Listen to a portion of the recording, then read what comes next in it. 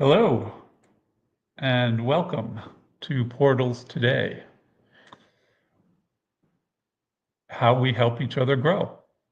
My name's Peter, and I'm here with members of the Portals of Perception team, Kyriaki, Patrick, and Emmy, to explore an episode we've recently published on the portalsofperception.org site called Evolving Together, number 6, The Shared Intentions of Life. And in this series, Aviv Shahar and a man named Well and Nigel Jeeves explore how we can overcome the ghosts of our past, come together, and ultimately set each other free, which seems more important than ever in these times now because we see change everywhere. So, how do we help guide each other and guide that evolution in ourselves for the best possible outcome? And these conversations in the Evolving Together series are wide ranging. But today we're focusing on how we help each other grow. So, welcome. Good to see you all. And welcome to those joining us as we go live. Yes, hello, Peter. Hello, Patrick. Hello, Emmy. And we are maybe an example of evolving together because I am here in Athens, Greece. Patrick is in Seattle. Peter in Tennessee, and Emmy is in Netherlands. So yeah, we are evolving together, whilst our world seem to be evolving apart, unfortunately. And that's what makes this work maybe even more important, critical, and crucial. So if you're with us, it would be great if you can send hi and where you're from. And if there is any insight or inquiry, please put it in the chat and we'll try to respond. So together today we're exploring the Evolving Together number 6 as Peter said, the shared intention of life. And some of the main premises of this work, or how it's been defined, this togetherness, is that I find impressive, is in 5 levels. So it's a togetherness of the many lives that we are, of the many systems that our body encompasses, and of the many voices that speak within us. And it's interesting that for each one of us to be, if we go some generations back, let's say 10 generations back, the ancestors that had to come together were 1,024 different people had to come together for us to exist. And if we go back 30 generations, so let's say late Middle Ages, it's 1 billion people. So it's more people than the population of the time had to come together for each one of us to exist, which I find fascinating. And then there's the togetherness with our family, so the very close ones, because when we get born, we don't just are ready to run like the deer. We need a family. We need a supportive time, and often that time of being together with our family is very formative and very crucial and catalytic for our development in the later stages of life, for the formation of our psyche, character, and so on. Then there is a little bit of a bigger cycle, which is the communities we choose to partake. And it can be our work community, it can be a community of friends, a circle of people that we have same interests or share values, or we have a same hobby. Let's say we are in a choir together, or in a football team club, or in a maybe in a religious congregation or a political party. So it's communities where we choose to take part, to offer service, and to share our time with. And then there is the bigger circle of the nation, of maybe the global community, humanity. And lastly, there is a togetherness, a being with, that is not so often spoken of, which is the communion and the being with the blessing realms. And I think in all these circumstances, we have chances to meet ourselves, to grow. So it's often in being witnessed by another person or through the eyes of the other person that we see both our values and our deficiencies, and we have development opportunities to refine. Because as I think Nigel says in this conversation, it's not just enough to come together, because we can come together in a cacophony, or we can come together in harmony, which requires balances, which requires moderation, which requires how we can set each other free and enforce each other.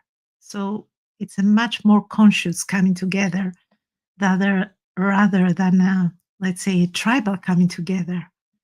So we can say that after centuries of individuation, we are now ready to reach a new level of tribe, a new level of conscious coming together, not necessarily by need, but by choice. So these are some initial thoughts inspired from this conversation. I find this series of conversations, we had 6 episodes up to now, very revealing, and the perceptions offered by Well and Nigel in this domain are really, really original, unique, and embodied. I can say that.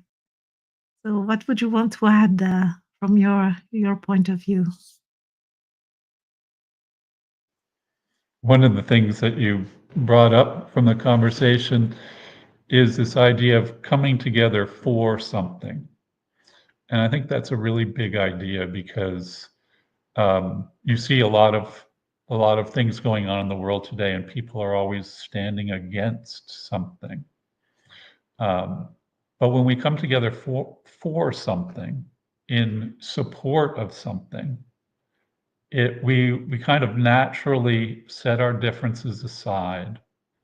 We put our ego down to some degree, and so it becomes a little more selfless and a little more in service to it, whatever it is, a higher ideal, a new idea.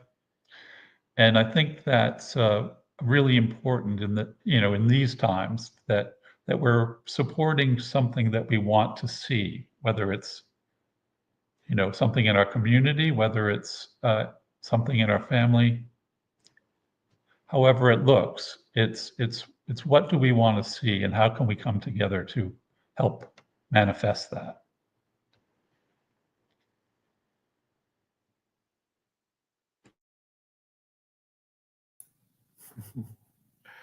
Thank you, Peter. So what popped into my head when Kyriaki was talking about, you have to sort of picture all the people back in your own sort of lineage that had to come together for us to be here. And something popped into my head that was kind of fun.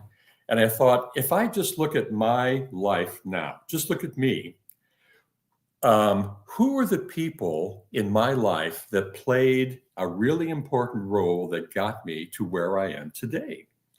So I started thinking back just on my own life. What person, if I would not have met them, it would have sent me in a totally different direction. And so I was thinking about, wow, you can think back early to maybe the teachers, your family members, your brothers, your sisters, partners. All these different people played a really important part in getting us to where we are today. And then I was thinking, okay, so how does all that happen? And if I think about The people who were really important in my life, who helped me get to where I am today, at some point it involved being together with them. And I can think about at some point, I was off on a journey studying something, pursuing something, and somebody either took the time to explain to me a new idea, or they came to me with a new book, or they said, "Have you heard about this?" But it was somebody taking an interest in what I was doing and taking the time to actually reach out and make a connection and share something with me. And I think we can all think about those moments. It changed my life. I can think about specific moments and people that actually changed my life because they gave me a book and they gave me a whole new perception. But then I had to think in coming together and wanting to really help. How do we help each other? At some point, it takes in us, we have to realize that we have to want to come together. And that when I reach out to somebody, I may have just an idea that could change their life that they don't have, that we share. And isn't that coming together where we learn? We learn these amazing new things. And that's where I think that creative process that they talk about in the conversation is so interesting. Because I can come together, I'm on this development journey, whatever that is, personal development, spiritual development. But all of a sudden, I talk to somebody else and we're discovering something, in that moment, something new happens. It's like this whole new space is opening up that would not have been there if we had not come together. And I can think about times when that happened, but it all starts with either them or me actually wanting to come together. Like I'm so excited because I learned something new and I want to share it with somebody, right? You have this impulse. You want to share what you have because it's so new, it's so exciting. But it does go back to that impulse about just wanting to be together. And I think it's like some people, when you listen sometimes to people talk, it's like they want to come together, but so many things stop them. It's politics, it's life, they're too busy. And then you start thinking about all the things that stop us from coming together. But I guess I just go back to that one thing. It's wanting to come together. And we can actually help each other grow. And it starts with us just wanting to do that and coming together and just seeing what happens, because something magic usually does. I'll stop rambling.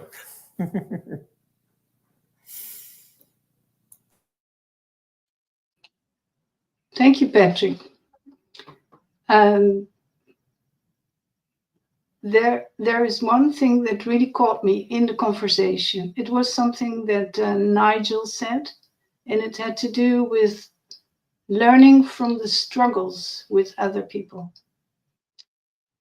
And when I was preparing for this session, I read the introduction that you wrote, Patrick, and there was one thing that caught me, and it had to do with what I just mentioned.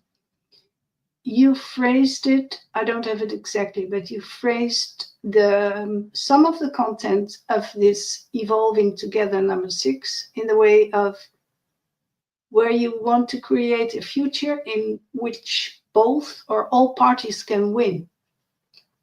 And that was a reflection on something that happened today in my home. We had a friend who was helping us with something, and I noticed myself being quite sharp in that I reflected something back to him. And later on, I realized he didn't ask for it at all.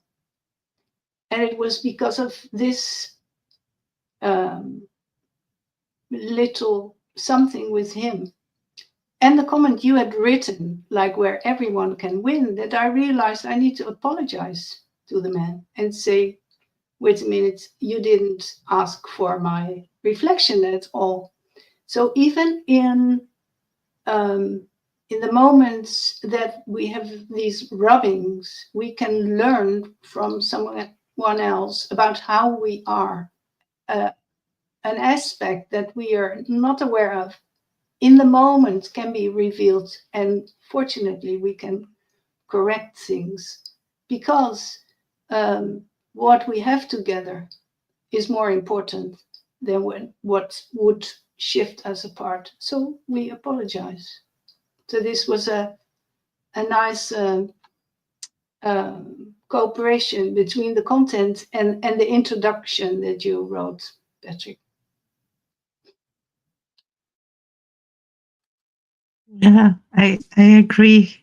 I mean, this is very important too, because although there are people, as Patrick said, that really encouraged us and inspired us, and maybe we owe to them very much what we are today.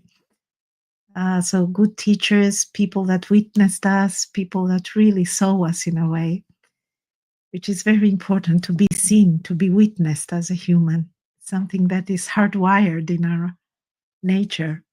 So there are other people that may have offered challenges to us, or that also were teachers, just in a different way.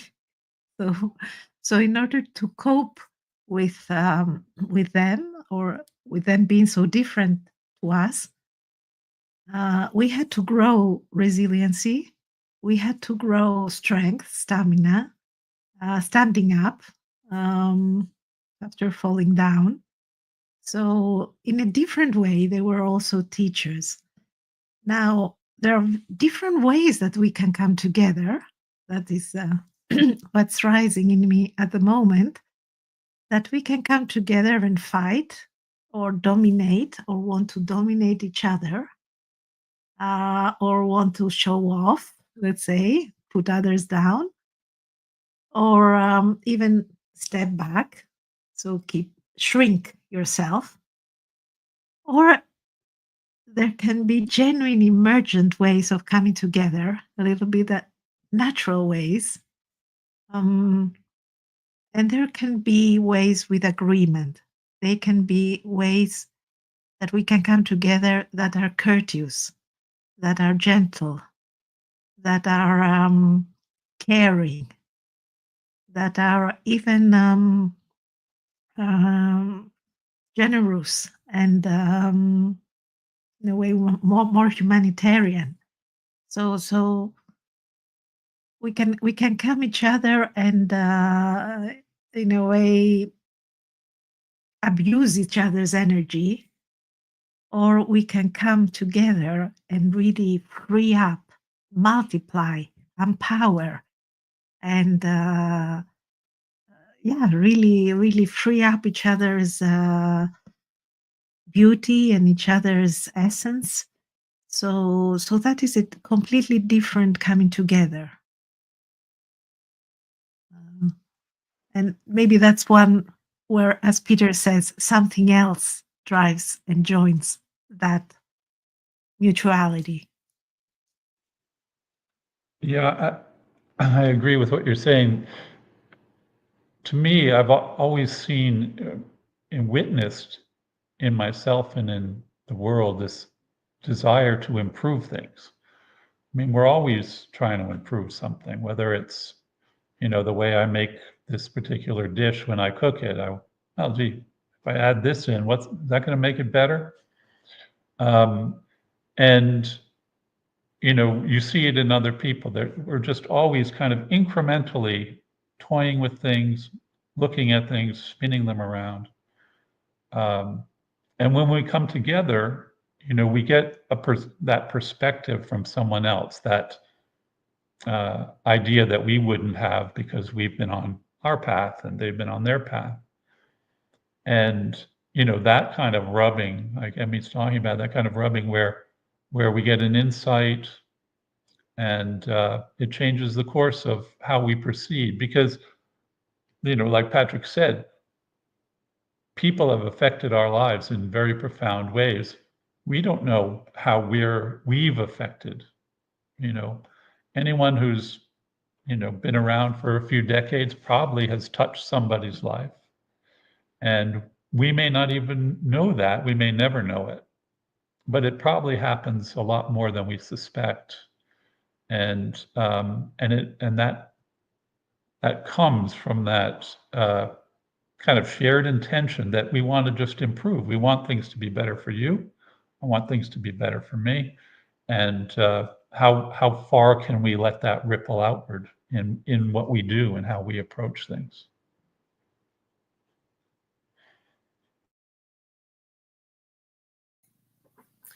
Oh, thank you. That a couple of things have come up in the past couple of minutes. This whole thing about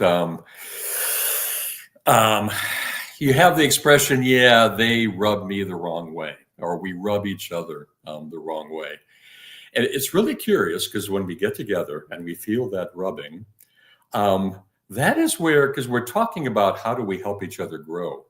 And that is where it's such a huge opportunity, and it takes such incredible like sensitivity and skill, which I don't have, by the way. And it's like when you're in that moment and you know something is wrong, so how can you help somebody else be open to see a different side of themselves that they don't see? Because you can't just come in, as Emmy said, and just offer them a reflection like, well, you're this and this and this. If they're not ready to receive that, they're going to say, no, I'm not. But there is a way in that moment where you can, if you can finesse it, you can help them. And again, this is a skill I'm not really good at. But how do we help each other be open to seeing something about ourselves that we just can't see, but is really obvious to everybody else? Because it really takes a sensitivity and a desire to actually get beyond the rubbing to see what's going on. And the other thing that comes up is that I honestly try to do is when in that situation where we're rubbing, is I have to stop and think, okay, so what if the problem isn't them, it's me?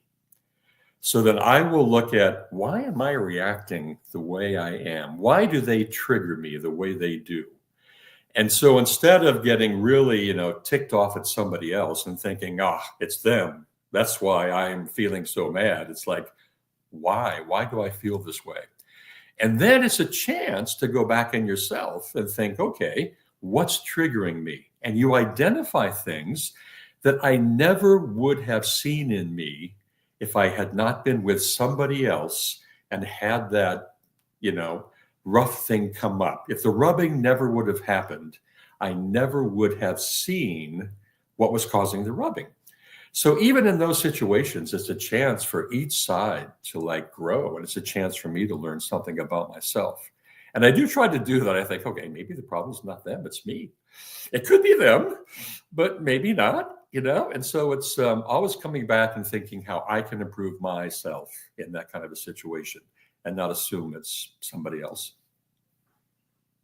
Yeah, absolutely. Thank you, Patrick. And we have a question from 23 Lights. That is an interesting title, name. And the question says, what do you feel are the foundation stones that will give the best chance to go from coming together to evolving together? Wow, that's a great question. Thank you very much for adding this question to the conversation. And it's a good question to ask. One thing that I would start from, although we don't claim to have all the answers, and obviously this needs a big research to really map the loom or the weave of the many building stones of evolving together. But one thing that comes in mind is like in the magnet, it takes a magnet to put all the different parts in the same direction. So I would say that there needs to be like a higher need or a higher calling or an agreed higher value or vision that would unify us in such a way that not my interest or your interest or my right and your right polarize and go to different directions, but they are magnetized or pulled by something higher need. And a historic example, we could use many historic examples, but of such a spontaneous coming together of many people to respond to a need. It's the example that happened in the 9th of August of 1956 in South Africa, where 20,000 women from different races, in a way, came together down in Pretoria to march against an apartheid law that would enforce passes to Black women. So all the women that came together, multicolored, multi nations, to protest against that decision. And they just came spontaneously. They stayed 30 minutes in silence. And then they all together sang a song of freedom, or basically says that if you crush women, you crush a rock. And yeah, it was a very, very magical moment. But that was a higher need. They all the women saw that this law would make their sisters and their daughters diminished and in danger, and they wouldn't stand for it. So one of the building stones would be higher principle, not the interests of the moment, not the interests of the generation, not the interests of a specific fraction of people.